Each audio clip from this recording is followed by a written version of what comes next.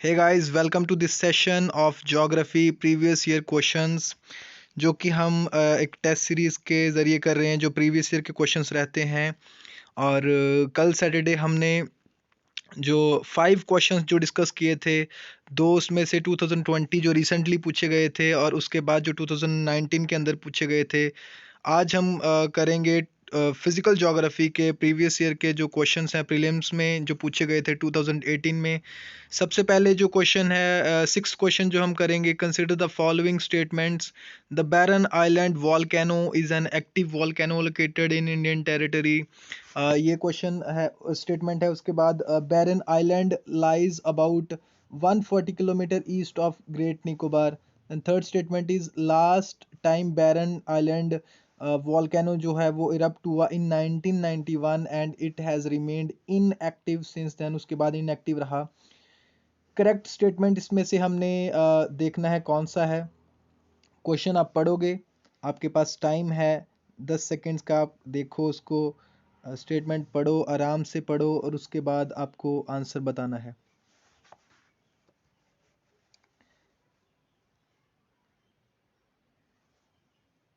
चलिए, इसका जो आंसर है दैट इज़ फर्स्ट, मतलब जो करेक्ट है वो फर्स्ट वाली स्टेटमेंट ही करेक्ट है।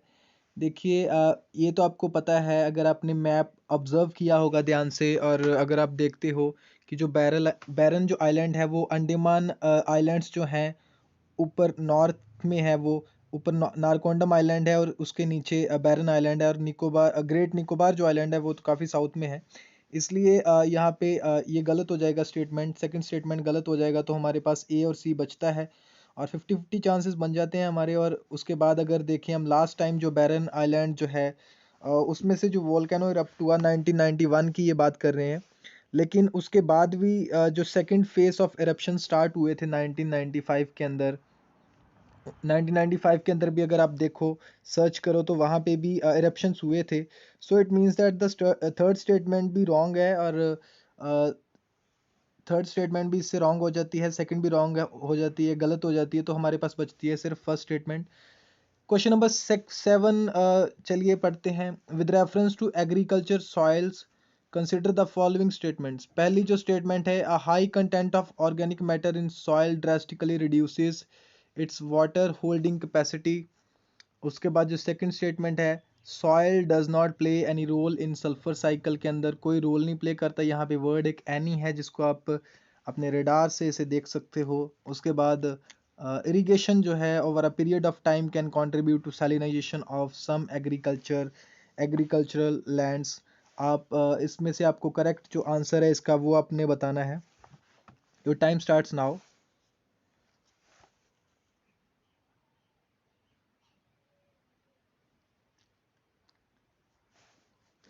और इसका आंसर जो है दैट इज बी, मतलब जो थर्ड स्टेटमेंट है सिर्फ वही करेक्ट है। देखिए, जो डीके का एक प्रोसेस होता है और added by the bacterial action, जो ऑर्गेनिक मैटर होता है, जहाँ पे बात की गई है ऑर्गेनिक मैटर की, वो ह्यूमस में कन्वर्ट हो जाता है। और ह्यूमस जो है इन्हांस करता है, रिड्यूस नहीं करता बल्कि इन्हांस करता है वाटर वाटर की जो रिटेंशन, वाटर होल्डिंग जो कैपेसिटी है वाटर की रिटेन करने की, उसको इन्हांस करता है, उसे बढ़ाता है। फर्स्ट स्टेटमेंट यहाँ पे गलत हो जाएगा। तो तीनों स्टेटमेंट्स हमारे पास ये गलत हो जाएंगे। आंसर बचेगा सिर्फ B, that is 3 only. Soil does not play any role in the sulphur cycle. ऐसी बात नहीं है, सॉइल जो है वो प्ले करती है, रोल प्ले करती है। नेक्स्ट क्वेश्चन देखते हैं हम। विच of the following is possible consequences of heavy sand mining in river beds. Heavy sand mining अगर हो, ये 2018 का क्वेश्चन है, अगर हैविंग सैंड माइनिंग हो रही है रिवर बेड्स के अंदर, रिवर्स की बात की गई है, तो क्या क्या उसके कॉन्सिक्वेंसेस हो सकते हैं, क्या क्या रिजल्ट्स उसके हो सकते हैं। Decreased salinity in the river, river के अंदर जो सैलिनिटी है वो कम हो जाएगी। Pollution of ground water, pollute हो जाएगा ग्राउंड वाटर। उसके बाद जो वाटर टेबल है वो लो हो जाएगा। क्या क्या इसके कॉन्सिक्वेंसेस हैं, इसमें से आपको करेक्ट जो स्टेटमेंट है वो पता करना है। चलिए आप आंसर दीजिए इसका।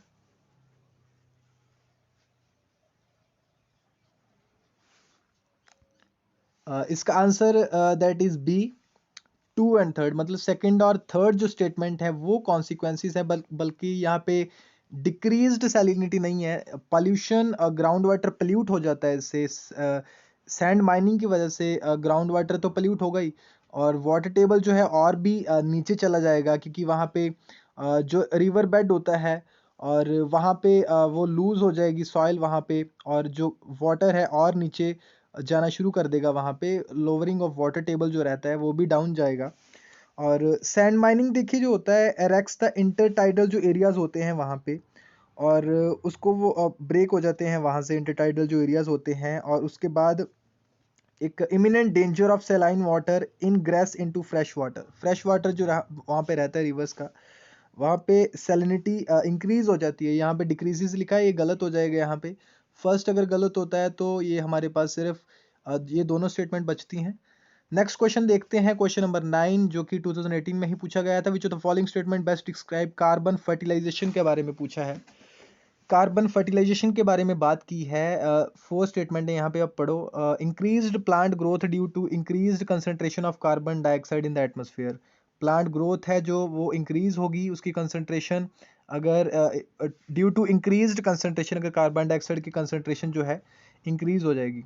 कार्बन फर्टिलाइजेशन के बारे में यहाँ पे बात की गई है। नेक्स्ट जो स्टेटमेंट है, that is increased temperature of earth due to increased concentration of carbon dioxide in the atmosphere.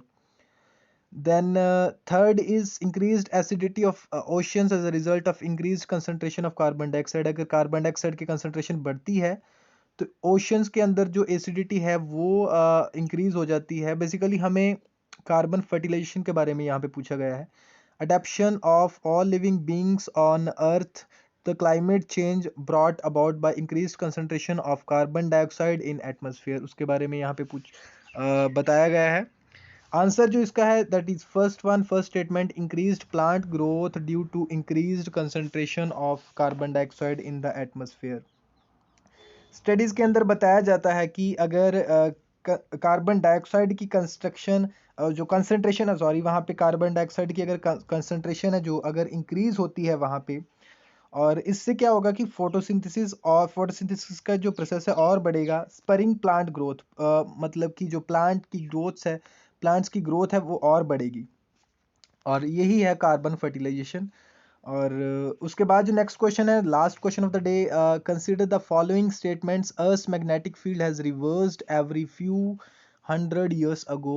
when second statement, when the earth was created more than 4,000 million years ago, there was 54% oxygen and no carbon dioxide. When living organisms originated, they modified the earth atmosphere, they modify the early atmosphere of the earth। तीनों statement में से आपने देखना है। Your time starts now.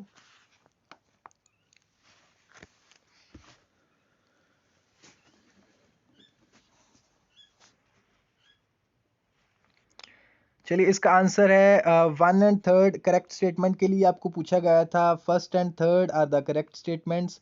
यहाँ पे second statement है, कैसे रॉन्ग है। When the earth was created more than 4,000 million years ago, there was 54% of the oxygen and no carbon dioxide. देखिए, अगर आप एनसीईआरटी की बायोलॉजी की क्लास 12th की बुक पढ़ते हो, उसका अगर पेज नंबर आप 127 देखते हो, वहाँ पे क्लास 12th की जो एनसीईआरटी है बायोलॉजी की, वहाँ पे लिखा है there was no atmosphere on the early earth. Early earth के ऊपर एटमॉस्फेयर नहीं था। Water vapour, methane, carbon dioxide and ammonia release from the molten mass covered the surface.